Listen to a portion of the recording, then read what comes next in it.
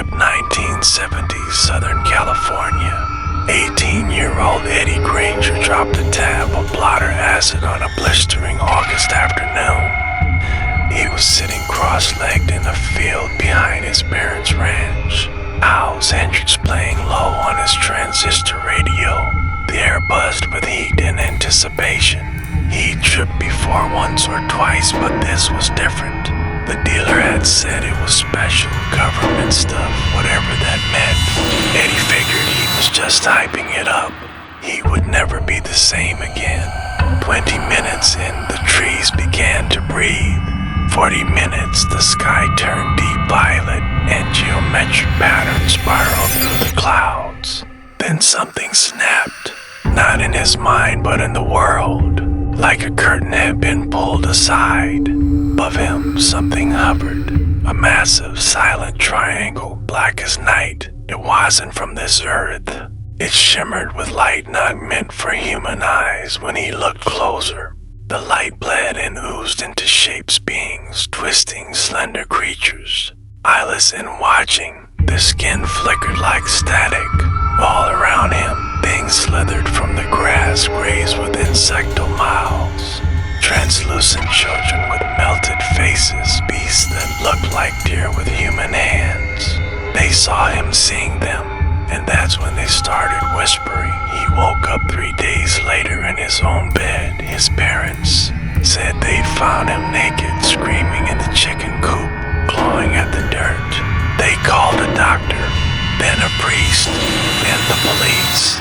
No one believed what Eddie told them. The triangle, the watchers dot the veil.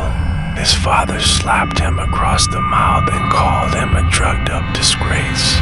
They put him in Glenview State Hospital, a sprawling brick asylum where the walls bled from the eyes if you looked too long. Eddie screamed at night, drew spirals on the walls. Said the aliens came in dreams, said the veil hadn't closed all the way, that they were watching him, probing him from afar. One day they'd come through. By 1972, Eddie stopped talking, but the whispers never stopped. He scratched the ICs into his arms with a sharpened spoon. They dosed him, strapped him down, shocked him quiet. 1975.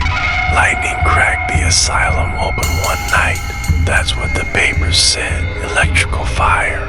Eddie walked out barefoot through the chaos, his gown soaked in rain and blood, not all of it his.